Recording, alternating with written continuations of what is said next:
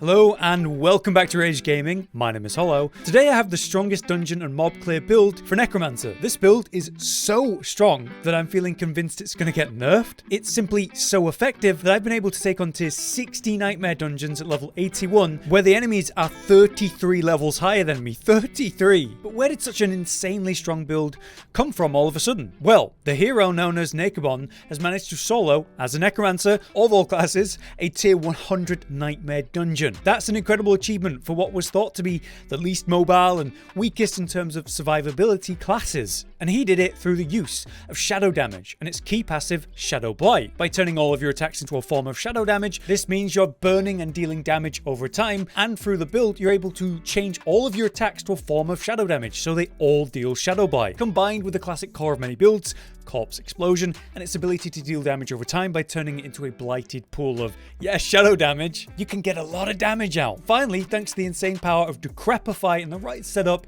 you can massively reduce your cooldowns, maintaining uptime of Bone Storm and Blood Mist consistently. That means you're going to be most regularly completely immune to damage while maybe bone storming, while spreading blight pools, spreading shadow blight to every enemy, dealing damage over time. And yeah, if you want to survive enemies that basically next to or literally will one-shot you, it's certainly an effective way to avoid that by just being completely immune to damage. Since this achievement with this build only a couple days ago, the Necromancer community has been pretty captivated by the strength of this build in its output and impressive survivability. Personally, I wanted to take a look and I found a few things that I felt worked better than the original build that I saw Necro use, so I'm excited to share that with you today. To say the least though, this is, in my opinion, the strongest mob clear build and highest survivability build for Necromancer currently. So let's take a look at how this is all possible. From the top then, with the talent tree, we have our basic of no relevant choice. Necro uses Reap and enhances it and goes for Acolyte's Reap so that you can form a corpse consistently. That's a reasonable take, but I felt that it was wasteful when we're not spending essence in any way other than to Decrepify to not use our essence for a valuable purpose. So instead of doing that, I've just taken whatever and then an enhancement to get me to the next tier where I've picked up one level of Blight. Not for Blight itself per se, which even though it is shadow damage, and that it slows when it's enhanced, it's all about supernatural blight, because you deal 15% times increased damage to enemies within Blight. So you throw this, and even if it doesn't do damage itself, it applies a massive modifier to your damage to anyone affected by that. So say any elite, you hit them with a Blight, or in single target boss fights, you keep that on them. This also helps when you're stacking up enemies with Tendrils and applying that Blight to all of them anyway. Basically, this is a massive damage enhancement, but it's going to cost me 3 points. I save 1 point by not going for Acolyte's Reap, and we save 2 more later down the line. I'm also picking up all levels of Hued Flesh because this is just an obvious take. We want to spawn corpses, this helps with that. We're going 5 out of 5 on the Blood Mist because we want to reduce the CDR on this as much as possible. We're enhancing it, of course, and going for Ghastly Blood Mist. This is what's going to give us consistent corpses at the start of every fight in all situations where we have this ability, and it's often how you open the fight, by Decrepifying and using Blood Mist. So having a way to spawn corpses alongside that when you've not got the Reap to do that, this is really important. Next, we've got 5 out of 5 Corpse Explosion. As you can see, I'm at 12 out of 5 because it's a very important damage dealing ability for this build. So obviously we'll talk about that in the gear section. We enhance it to improve its radius and go Blighted. That turns it into shadow damage, dealing damage to those standing in it over 6 seconds. Very important for this build. We pick up 1 level of Grim Harvest. The essence shadow rating is nice, but it's not important for this build. And 3 out of 3 Fueled by Death, increasing your damage by 9% times for 6 seconds after consuming a corpse. As you can see, I've got 4 out of 3 from an item contribution, increasing it by another 3%. This is really good. Next, the all-important Decrepify. We pick up 1 point of that and go for the Enhance, and then the all-important why we really get it, Abhorrent Decrepify. This means you basically have a lucky hit chance for those hit by Decrepify to reduce your cooldowns, and that's how we're massively keeping up Bone Storm and of course the Blood Mist. This is vital, you must have this. We also pick up 3 out of 3 Death's Embrace, just increasing the damage you deal and giving you mitigation for close enemies. Next, very important tree indeed, we have the shadow passives. Reaper's Pursuit, giving us movement speed when we deal damage with darkness. It's very nice. Gloom, when you damage enemies with darkness skills, they take increased shadow damage. Terror, increasing your darkness skill damage by 5% times to enemies that are slowed, and another bonus if they're stunned or immobilized. This is amazing. One level of Crippling Darkness just gives us a chance to stun with those skills, always nice. And then we have, of course, our Corpse Tendril, another vital component of the build where we're pulling in, stunning, and getting a lot of our damage. We have this actually at a level 3 with 6 item contribution. The reason we only have 3 instead of 5 out of 5, it's pretty much the best thing to not put points into beyond level 1 in this build. It's a bit of a trap I found to really worry about leveling this up to reduce its CDR, because Decrepify is actually making it have no cooldown anyway most of the time. So really committing to reduce this cooldown when you have it up all the time anyway is a waste. So I pick up 1 level of this and then dump any remaining points at the end into it. Honestly, I'm considering only having 1 point into it to get 3 out of 3 on, say, Necrotic Carapace or other skills. In any case, we enhance it and then go for Plagued to make them vulnerable after, to make us deal more damage to those pulled and stunned by it. Then we go down to the next tree, picking up Bone Storm and fully enhancing for the crit strike chance and the damage reduction. It's very nice. We go for Standalone and the follow-up skill to improve the power of sacrifices and our general survivability when not having any minions. And lastly, the key passive, Shadow Blight, which is what's enhancing our damage. Infecting enemies with Shadow Blight when they take shadow damage, which basically enhances that type of damage to a major level. Then we have the Book of the Dead and our sacrifices. First up, we of course are going Reapers. This is a no-brainer. We're dealing shadow damage. That enhances it massively by 1% times. Then we have Skeletal in Cold, increasing our damage to vulnerable by a very big modifier. Again, very good, very easy choice. And then we have the Golem, which is less of an easy choice. The attack speed is not really relevant for Bone. We have increased maximum life with the Blood Golem, and I am going to massively improve our critical strike damage. This build isn't hitting massive numbers individually, it's dealing a lot of damage over time and smaller but fast very many ticks. Improving the crit of that is not a bad thing, but if we are pushing higher tiers, which to be honest we're using this build to do, and as we get into the super late game we're going to be, more health is actually preferable for me right now, but you could consider the Iron version. Now it's time for the Paragon board, which is actually kind of straightforward. I don't think there's going to be much variance in this. I don't think there's much variance really available. To begin with, on our starter board, we come up and to the right, picking up the prime node on the way, making our way to the center and activating the glyph, where I have control. This requires a radius increase, so this control must have level 15 or higher to actually have enough radius to gain enough intelligence to get the secondary effect going. Obviously, that is major. You and your minions deal 10% times increased to slowed or chilled, and 20% times, which is nuts, to anything stunned or frozen. A major damage increase. But if you aren't able to have this because you don't have it at level 15, I would make an alternative suggestion of exploit until you do.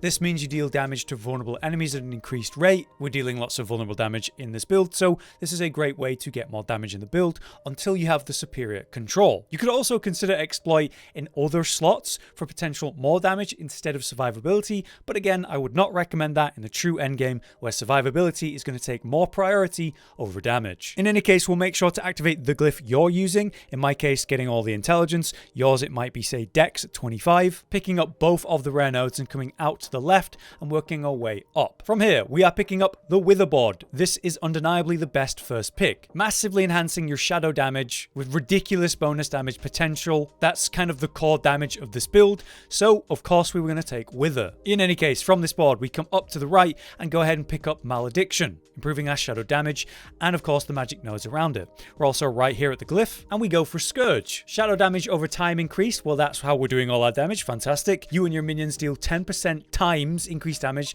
to those affected by shadow damage over time. This is your biggest damage modifier as a glyph just to pick up casually like that. And it only requires 25 willpower, 25 stat. Very easy to get on this board. From here, I work my way up and to the left to go ahead and pick up Lingering Shadows to improve that damage over time and all the magic nodes. Come up to the left and again pick up the next node, giving us some damage reduction to those affected by shadow damage over time. We pick up the magic nodes around that and ignore the resistance, and then come up to the legendary node. Then back to the glyph, we go up and to the left to pick up the Gnawing Darkness. This increases the damage we deal to those affected by shadow damage over time. This is quite nice and a good damage increase, but if you don't have crazy amounts of points like I do or others at a higher level, then you can ignore this to just get the other perks sooner. I came back for this later basically. But anyway, we're going to make our way up and to the right and activate the next board, which is of course Flesh Eater, enhancing our damage through popping corpses. That is just a no-brainer, insanely effective. Any build using Corpse Explosion should be using that, and that's why we go for this board. We're going to leave this board by going down below Flesh Eater, so we configure it like this, and head in to the right to get towards the glyph. From here, I actually go down into the legendary node first, because I think this legendary node is so effective. Then I'll come up and go to the glyph socket. We activate that with Territorial, increasing our damage to close enemies, which we're always close to them generally, and also giving us a nice hefty damage reduction, again for those close enemies. Perfect, consistent mitigation. I run this in so many builds. It also only requires 25 dex, which we can easily pick up on this third board, and then grab the targeted node, which I have not yet activated because I just don't have enough Paragon points yet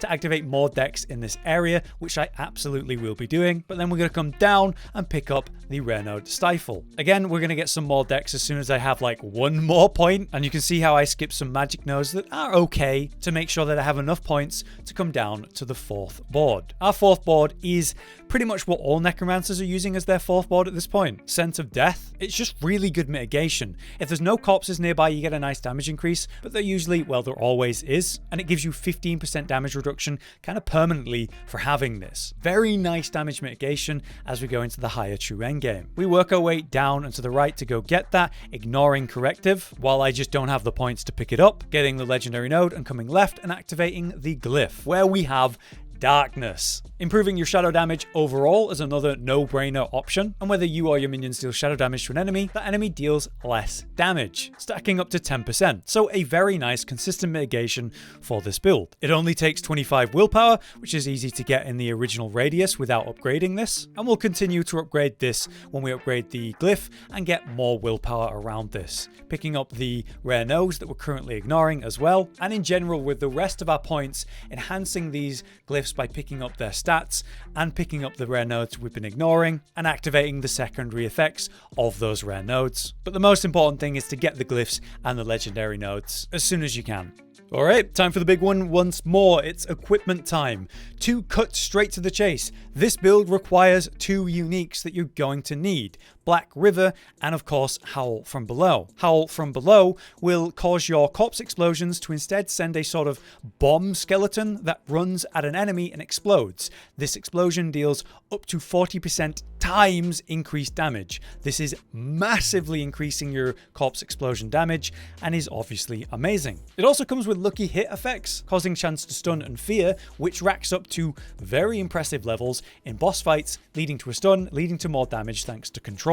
These are phenomenal for any corpse explosion build, and I would argue they're hard to not have in that case. Combined with that, Black River. Corpse Explosion consumes up to 4 additional corpses, so it'll pop 5 maximum around the initial corpse, dealing a staggering up to 130% times increased damage and with 25% larger radius. This turns your corpse explosions into both size and damage nukes, and you can pop them using Blood Mist, thanks to Explosive Mist, the aspect, which also reduces the cooldown of Blood Mist per corpse popped. So while you're completely immune to damage, you're popping 5 corpses at a time, nuking the enemy, spreading Shadow Blight, and reducing the cooldown of your next Blood Mist. It's kind of insane synergy, and so these 3 are the core of the build and why it works. If you do not have these yet, the build can work, but it's not going to be nearly as strong. This is a true endgame build,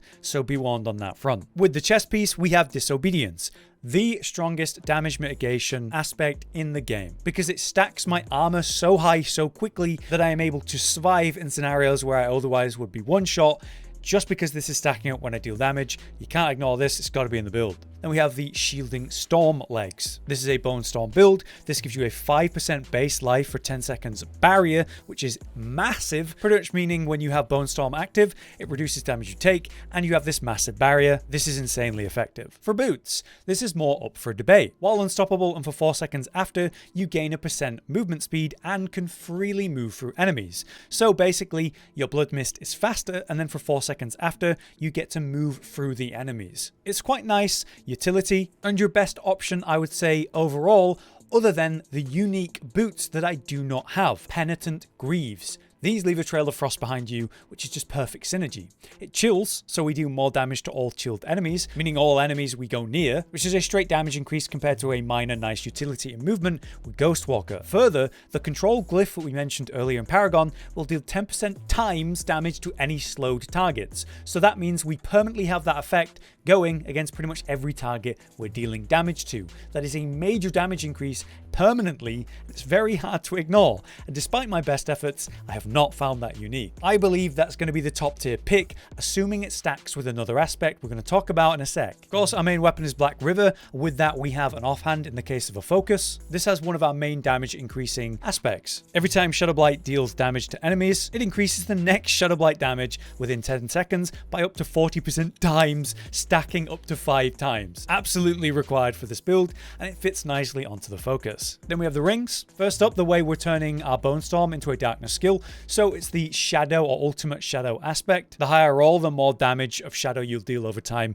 through Bone Storm. Certainly perfect for this build. Then we have the Blood Soaked Ring. This means Blood Mist leaves a trail after us, dealing, hey, shadow damage per second to enemies standing in it. And it also means that our movement is not reduced while we're in Blood Mist, which is just really nice convenience. If Penitent Greaves Chill that you leave behind stacks with this, it's kind of amazing, but I do wonder if one will like overwrite the other, but I can't test it. Finally, we have our amulet. We want to improve our Shadow Blight key passive, of course, so that's got to go on our amulet to increase the power of the blighted aspect. You deal up to 180% times increased damage for 6 seconds after Shadow Blight damages an enemy 10 times, a major power spike right there, and it consistently happens. So we want to raise that as powerful as we can without being able to put it on a two-hand weapon, which we don't have. For gems, it's pretty straightforward. We're using maximum health with rubies to maximize our health as much as possible. In our weapons, we're using amethysts, which are the purple ones. These increase the damage you deal over time, which is all of our, Shadow Blight damage, so amazing.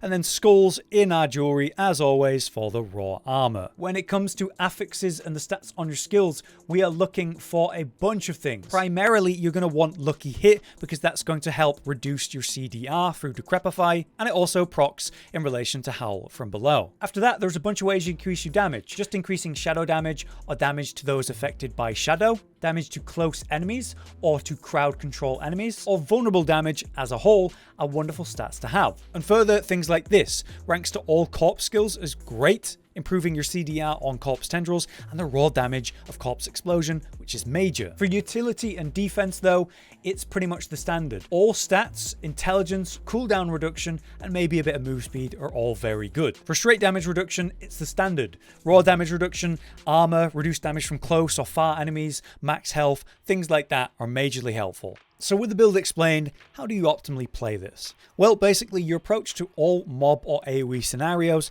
is going to be the same. Apply Decrepify and maintain Decrepify on the targets. While that's on them, you may stun them and you may reduce your cooldowns by 1 second. This hitting many targets is going to massively reduce the cooldown of everything and is really important. It's the #1 priority. It costs 9 essence, so that's not much, so there's no excuse to make sure you have that on everything you can. Your Blood Mist is a guaranteed spawn of corpses and loads of damage, so we want to activate that. But before we enter, pop a Bone Storm, dealing damage while you're in the Blood Mist and also giving you lots of crit chance. Walk around the pack of enemies, putting goop on the ground by popping bodies with the aspects we have, and triggering Decrepify, hopefully a lot. The first thing you want to do when you come out of the Blood Mist is get a Corpse Tendril going, so that we can stun enemies and make them vulnerable. Apply Blight to the now stacked up group. Ideally, the strongest target should be hit by that, so they take more damage. And then absolutely spam Corpse Explosion, dealing massive burst damage and damage over time. Or, if your Blood Mist is off cooldown, just go straight back into them with Blood Mist. You'll be popping the corpses anyway and dealing other damage at the same time.